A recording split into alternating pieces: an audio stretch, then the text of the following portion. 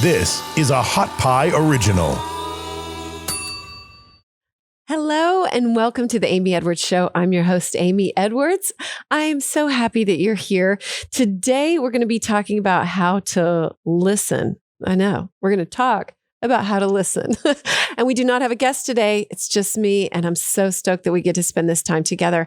Stick around till the end because there's going to be a meditation at the end that I am going to try to make able to be listened to even with your eyes open if you're like doing something or driving, whatever it is. We'll see how that goes. Hopefully we can pull that off, right? So thank you so much for being here. Couple items of business. One, if you haven't subscribed to the newsletter yet, please do. That's at amyedwards.com on my website. And also please rate, review, and subscribe and share with a friend if you feel called. All those things in the podcasting world make a huge difference. And we're so grateful that you're here. And if you could do those things, be even more grateful. So thanks so much. Let's get going.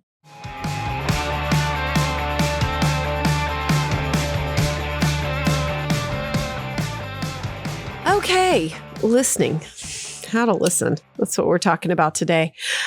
You know what? It just kept coming up for me. And so I had to sit with it and accept it. I had to listen to the fact that this was coming up for me, just thinking about how to listen and ways that we listen and how we can do better about that. And the paradox of it, the great paradox of it is that the better we listen, the more clear we are in our own messaging and our own voice. I think that's true. So that's what we're going to delve into today. So I'm lighting some Palo Santo and just kind of sitting here with my intention a little bit. I mean, even this morning in meditation and hapé, I was like, I just tried to get really, really quiet and think, is this what I'm supposed to be doing? Because, well, I'm feeling better. As many of you know, I had COVID and it kind of set me back, you know, with podcasting and everything that I do. And so, I had to come do it from home. So I'm back in the studio. So check us out on YouTube if you haven't yet. I have on like a super cute little outfit today too. So you might want to check that out on YouTube.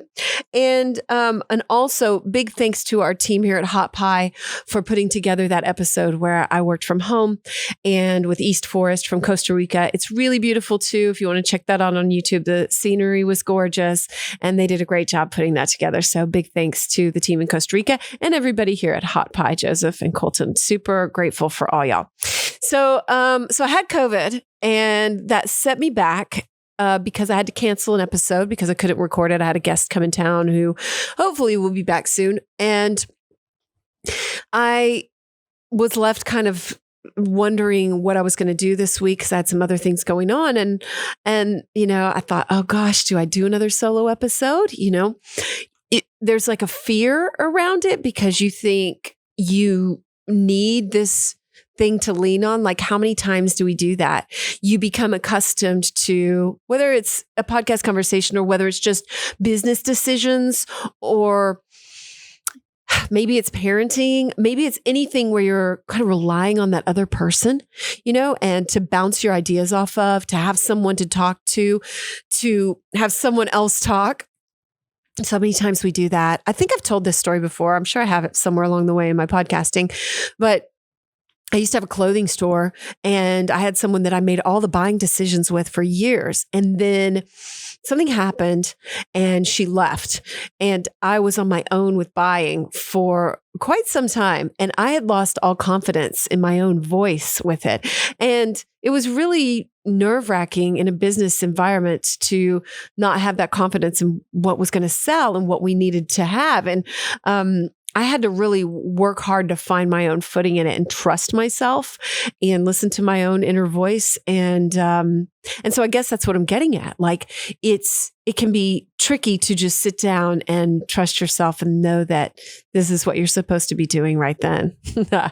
And so I just had to like shirk off my own resistance and lean into talking today just one-on-one, which I actually really enjoy doing.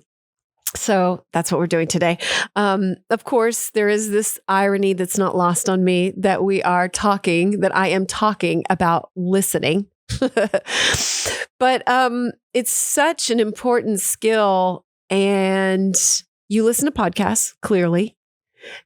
And I think that we can get in a habit of filling ourselves with so much content. And I've talked about this in the past, I don't know, probably 7 or 8 episodes about just sitting and getting quiet and letting things absorb, because we're constantly filling ourselves to the point where listening, are we even really listening? We're just hearing maybe, and then you're not listening and really, really absorbing. Or maybe we're listening in ways that we're going to be able to let go of some things that aren't serving us in listening, which I'm going to get to in just a few minutes. So I was researching listening before I did this, and it said there are 4 types of listening. I don't know if I agree with this or not. They were appreciative. What? Empathic. I get that. Comprehensive and critical. Those sound kind of school oriented or something, don't they? But what I made up my own. I made up a 5th type, and it's called quiet. Just quiet listening. That means there's not an agenda. That means you're letting it sit. That means that you are listening to what you're being shown and what's right in front of us. So it's not even listening necessarily to like a podcast or something like that, but it's listening all the time. Like today, I mentioned hapé. So the last few days, we got like a new hapé, which if you're not familiar with hapé, I've talked about this before. It's a practice of using ground up tobacco, and you use a little applicator. Someone can serve you, or you can serve yourself, and you blow it up your nose. They blow it up, or you blow it up yourself, each nostril. And it's grounding. It's a tobacco that grounds you. There's all these different types of it too, and like flavors essentially. And it gets you just quiet in the moment. And it doesn't feel great at first. It feels like your brain's on fire, but in kind of an enjoyable way. Anyway, we got some new hapé. And when I tried it a day or 2 ago, it like got stuck in the back of my throat, like on the thing that hangs down. I think it's called your uvula. It kind of got stuck there. And I was like, I don't know if I like this. This is bugging me. I'm supposed to be meditating, and it's like bothering me, and I'm trying to drink something or blow my nose. And I slowed down for a second and thought, okay, how can I listen to this? How can I listen to whatever I'm supposed to hear right now? And I mean that just in any sense, like listening to your body, listening to those moments, listening when it's not necessarily a sound, right? Just getting quiet enough to pay attention to the moment, getting present enough to pay attention to the moment, to what I'm supposed to be hearing right now and listening to. Does that make sense? I hope so. So I tried to listen to my uvula. Is that right? And is that what it's called, Joseph? He doesn't know. So I think so. I'm going with uvula and the dangly thing. And so I was like, you know what? It's telling me to just get more in touch with my voice. It's telling me to just breathe a little deeper, to just slow down, to just sit, to be uncomfortable for a second. That's all okay. And I think we can brush these things off and just want them to go away so many times, when we can actually listen to them and let them show us something interesting. I tried to do that with COVID.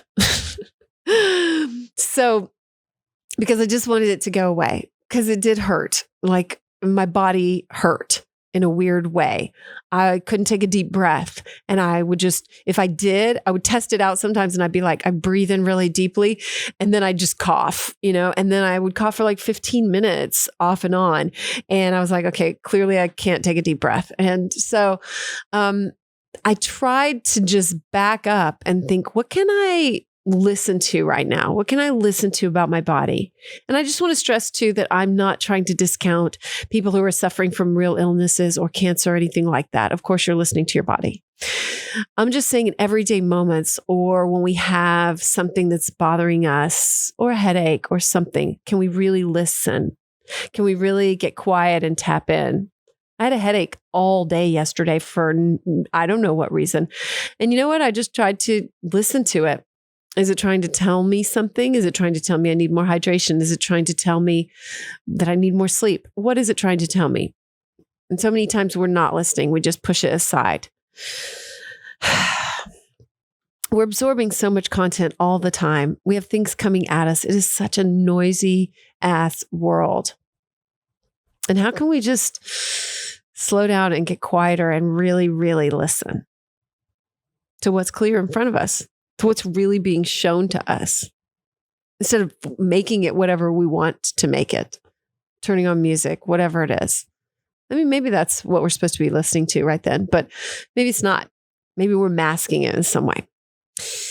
So I did have a lot of listening to do with COVID, and I didn't really want to, but I forced myself, and it forced me to do this show when I would like to have someone to lean on and lean into and, share the moment with. But I do that. Of course, that's coming. Instead, I have to sit here and I have to lean into what I'm being shown and listen to what I'm being told, because the word listen just kept coming up in my meditations. So I'm like, fine, listen, fine, I'll listen. So I think the way that I looked at it, there are 4 things that we can let go of if we're really going to consciously, quietly listen. So here they are. Number 1 is what to say next. Can we let go of what to say next? Because so many times we're listening and already forming what we want to say in our heads. Even with podcasts, I find myself like forming thoughts about what I might tell someone else about that. Or if you're in a conversation, you're already forming what you're going to say next. Can you just let go of that? Quiet listening, let's go of that. It doesn't worry about what you're going to say next.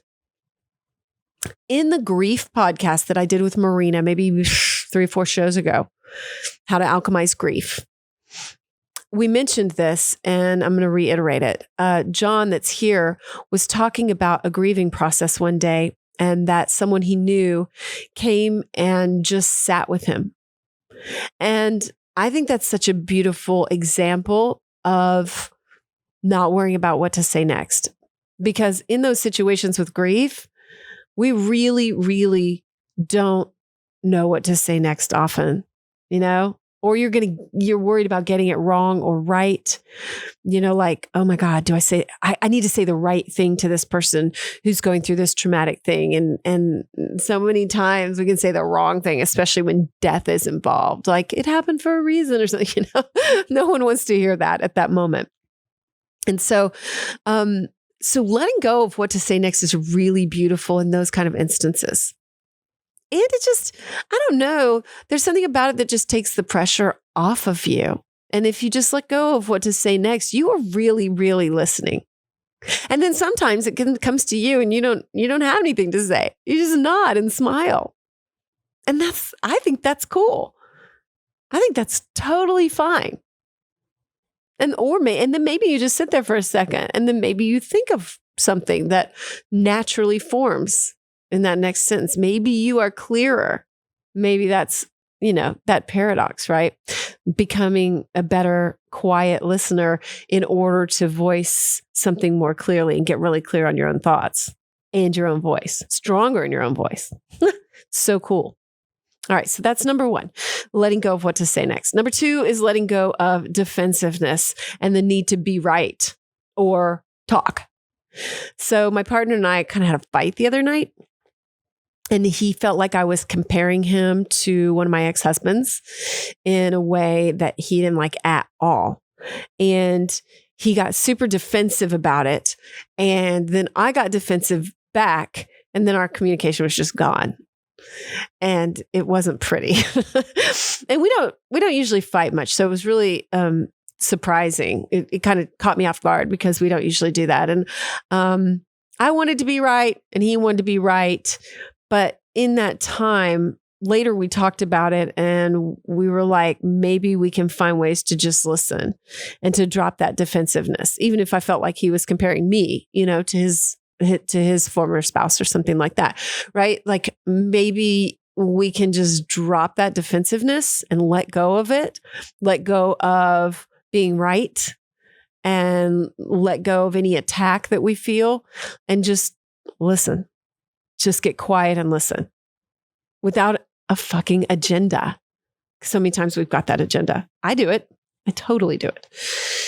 Okay. So number 3. So we're saying the 4 things to let go of: what to say next, defensiveness, the need to be right. Number 3 is judgment, which that one is such a tall order right now, right? Because with politics right now, with vaccines, I mean, I feel like I have 2 different worlds of people going on, where one is constantly talking about, vaccines being wrong and, big pharma, all that kind of stuff, right? And then I have the other side that's like, everyone needs to get a vaccine. And there's a lot of judgment around that. So how can we just get quiet with really hot topics, right? And let go of judgment, because you're going to have your own opinions. But I think that kind of blurs into that needing to be right part, right? But no matter what, even if you're just listening to me right now, judgments might be coming up.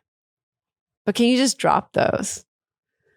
And like, I was meditating the other day and I had to force myself not to even judge my own thoughts, not to even be thinking things, instead to just trust that if I got really quiet and just sat and listened, the answer would come to me.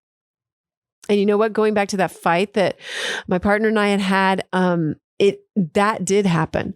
I forced myself to not make judgments about it and to just sit and not even think about it, not even try to understand it, not even try to make a wrong or right or figure it the fuck out. Instead, I just sat with it. And then I ended up going and taking a shower and not thinking about it. And suddenly the answer came to me. And it wasn't judgmental. It wasn't judgmental in any regard. Instead, it showed me a clear boundary of my own, of what I'm choosing in a partner and what I really want. And I was like, oh, that just got really clear and easy. And then I expressed it to him and he was like, I completely understand that. Easy. But it took like conscious, really like a push for me to just listen and drop my own judgments all the way around, which is fucking hard. And especially if we're talking about vaccines, politics, gun violence. Maybe you have like a parent in your life that is super, right wing or very, very, liberal minded or whatever it is that you don't agree with. Like, can you just drop the judgment? And as I'm saying that and staring in the camera and thinking about that, I mean, I think of Alex Jones. That is one person. He's a sticking point for me. Alex Jones is a very tough one for me. Could I listen to him quietly? Life is just showing me, like, can you? I hope I'm not forced with that circumstance, because I don't want to fucking listen to Alex Jones, right? And I don't want to listen without judgment and quietly, because I think my blood pressure would start to rise. Yeah, I know. That's like, I'll like, so funny when you can think of that one person or the one kind of situation that can really get you, and you put it in those terms and you're like, can I really walk the walk of this? I don't know. It's a practice. And that's what we're doing. We're just trying to get there. We're just trying to get there with the practice. So baby steps. For now, I do it, with my partner. I do it here. I'll do it with you. I'll do it in meditation. That's right. But who knows? Maybe I could. I don't know. I don't want the universe to challenge me with that right now. All right. The 4th thing of what to let go of: to listen quietly. So we've got letting go of what to say next, letting go of defensiveness, the need to be right or talk, letting go of judgment, and letting go of comparison. Because I think that when we're not quietly listening, there's just this huge element of comparison in there. I know that I just heard some really good news about someone I know the other day. Actually, I can think of lots of times this has happened. When you hear good news about someone and you instantly just start a little broken fucking record in your head, like a little tape starts playing, and you just automatically are like, your self-esteem gets affected, or you compare and you just think about how you're not where you want to be right now. How old am I? Holy shit, I'm 10 years older than this person. I don't have a published book, whatever it is. And those take you out of the moment, out of that presence that you need for quiet listening. It's going to take you right away. It's going to pull you into depression about the past, or anxiety about the future, and not into that quiet, active, quiet listening. Maybe we'll call it that, active, quiet. So the 4 things that you got to let go of: what to say next, defensiveness and the need to be right, judgment, and comparison. Those are my 4 anyway. If you've got a 5th, I would love to hear it. But does that mean you were, I don't know, were you active, quiet listening right then? This is all a test. No, it's really not. It's really not all a test. But I just feel like it's just this giant paradox, just like everything else. Like everything about all that we do, about all our self-improvement and all that, is a big paradox. Like you've got to feel it before it's reality, rather than have the reality before you feel it. So that means getting quiet, listening, and letting go of all these things makes you a better speaker, talker, voicer of whatever it is that you need to voice. It's weird. It's like you've got to get quiet to speak better. That doesn't sound like it should make sense. But I swear it does. I swear it does. To prepare for this, I just had to sit. I just had to get quiet. And so I did. I was just being told to listen. So I did. I listened. And hopefully it came across clearly. I'm counting on that it did. So, all right. So that is the main stuff that I wanted to share with you today about listening. And now I want us to do a little meditation to wrap up today before we do our little business at the end. So let's just sit and be still for a second. I lit some Palo Santo. I like to light something. It doesn't matter if you do or not. I'm actually holding a crystal that Adrian gave me, this little beautiful little amethyst. So I'm just quietly holding that and going to focus on my breath. And I'm going to encourage you to tap into your breathing. If you want to light something, that helps me. Take off your smartwatch if you can. But if you're driving, that's okay too. You can just listen to the sound of my voice and pay attention to what's going on around you. Listen to what's going on around you too. Or you can pause it and you can come back a little bit later. So you don't need anything special right now.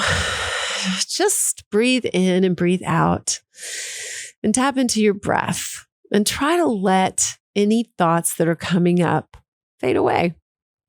Any worries that you have in the moment, anything like that is going to come up. That's okay. Try not to judge it. Try not to worry about it. Try not to get wrapped up in whether or not you're going to forget it, because it'll come back. It always does. Just inhale and exhale. And think about, with each inhale, this life force. That's what Reiki is.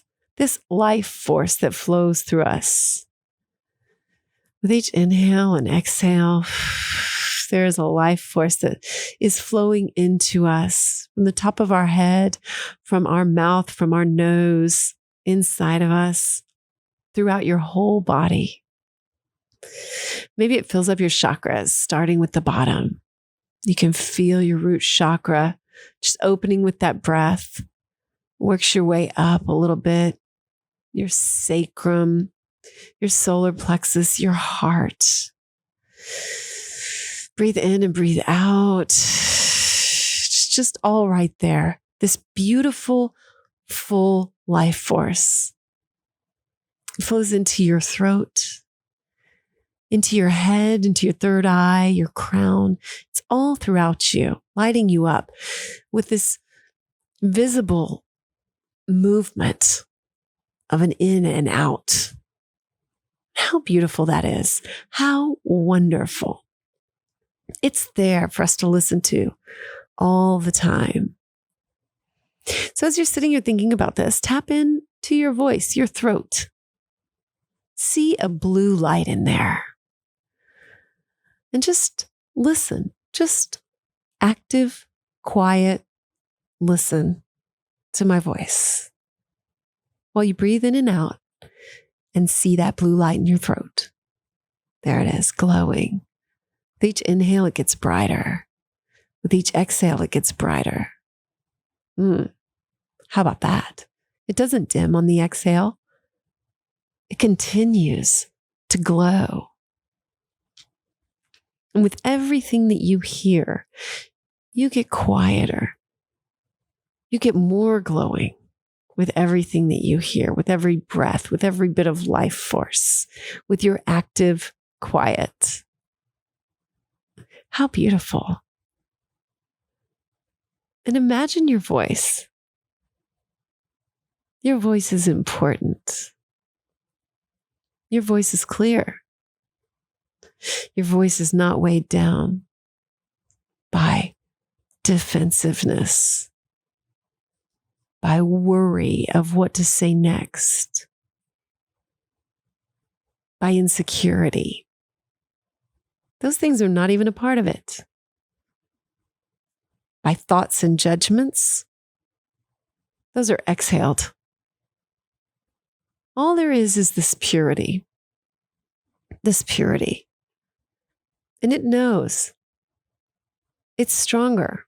This clarity, this beautiful light, this beautiful life force makes it more clear.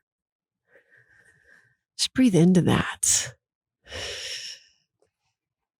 Can you really see it? Can you imagine your eyes even floating down there and seeing it? Just a little bit. If you're driving, maybe not. Maybe you just envision it. Allow it to open just a little bit more. How does it look to you? Do you see ways that it doesn't open?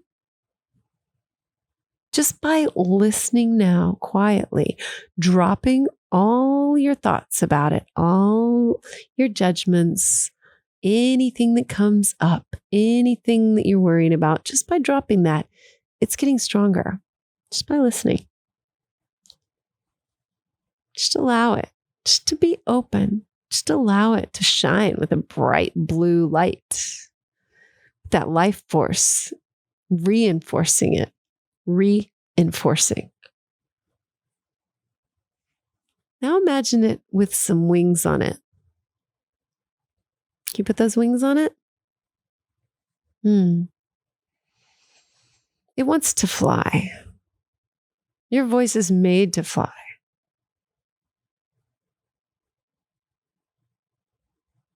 And as you listen and sit and be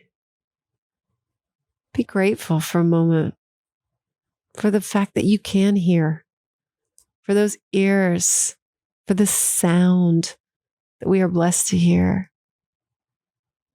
How beautiful. How amazing that the two ears can strengthen your one voice. That they can help amplify it. If you can just slow down and let go. Each breath strengthens it and lets go of judgment, comparison, defensiveness, worry about the next thing. The present moment's all that matters. That's all we have. And the wings in your voice can flutter and continue to rise higher. Your voice matters as those wings spread. You have this vision to return to at any time, just to get quiet, with your 2 ears, with the sound that flows into you. The quiet that strengthens your own voice. How beautiful that is. And as we come out of this, just remember that bright light that comes with quiet. It gets stronger with quiet. It's amazing how that works. And I even had to do it myself for this. And just trust. Just trust. The next right thing is right there. You don't have to do anything to get there. You have the wings. You have the quiet. You have your own breath in every moment. Even if a deep breath makes you cough, that's okay. Just take a smaller breath. It's all right. It doesn't matter. Just take your breath, let it flow, and connect with that life force that's always there for you. And sometimes we think, I don't have this down. I'm not doing it right. I need to really feel it. No, you don't. Just a little envisioning. That's all it takes. That's all it takes. Just a little envisioning. I promise. And that's a beautiful thing. All right. Thank you so much for being here today. We're going to do a little business wrap up, but I hope you enjoyed that meditation. I enjoyed doing it. It was fun. All right. Love you so much. And thank you so much for being here today. Look forward to being back with a guest again next week. Okay. Thank you so much for being here today and just trying that, just doing it. And I meant what I said at the end when, so many times we're like, oh gosh, no, I'm not doing this right. And we hold ourselves to some weird standard. But again, then we're not listening, right? That's not active listening. You're making judgments, you're making comparisons, and you're figuring something as different than it really needs to be, or really is rather. And you don't have to do anything special. Just a little bit of visualization matters. It goes a long way. Don't figure it has to be some other way. That's all it is. I swear. I think that we look at all these gurus and stuff like that and think that they're doing it some really big way. And I don't know, maybe they are, but who cares? Just do it small. Just do it a little. That's great. And it makes a total difference. See if that helps you, just active listening, just active quiet listening. Over the next day or two, just do a little experiment. See if you can just, active quiet listen and what that brings to you. And maybe you turn off, some content. Maybe you sit a little more. Maybe you just get a little quieter at times and just see if you get some kind of clarity. See what happens. Just, I like we've been talking about, just treating everything as a little experiment. Just what the hell? Just try it and see what happens. Right? Maybe you don't like it. Who knows? I don't know. Just give it a shot. I want to thank you so much for being here. And we will have another guest next week, which I'm stoked about. And big thanks to our team here. And if you can, sign up for my newsletter. It's at amyedwards.com. It goes a little bit deeper every week on what I'm talking about in these episodes, and just comes from my heart. So again, that's at amyedwards.com. Please also subscribe, rate, review, or just reach out to me and tell me what you think. If you had another thought about quiet active listening, or what that means to you, or something else that we can let go of, I'm all ears. So send it to me, amy@amyedwards.com, or just reply to my newsletter too. That's another way that you can get in touch with me. Or find me on social media too, at Real Amy Edwards, although I don't see my messages as much there, but I do see the comments for sure on my posts when I post about these episodes. So I want to just say another big thank you to the team at hapé, to you for being here. I'm just immensely grateful every single time I get to sit down here and talk with you and share what's coming up for me from my heart. What else do I need to share with you? I think that's probably it. Just that the rate and review really makes a difference, and we're trying to build those up. So super grateful for all that, and share it if you can with a friend. All right. So I love you. And that's what this is all about. I'm just here to listen, get quiet, and then use my voice and whatever comes up to help you strengthen yours and just make this world just a more high vibing place all the time. So until next time, peace, love, health, wealth, abundance, joy, clarity, good shit to you and yours. I'll catch you next week. Thank you so much for listening. If you liked this show, please rate and review. It totally matters. And I encourage you to spread the love too and share this episode with a friend if you feel called. Find me and my newsletter sign up at amyedwards.com. And you can also connect with me on Instagram at RealAmyEdwards or in Clubhouse at Amy Edwards, or write to me. It's amy@amyedwards.com.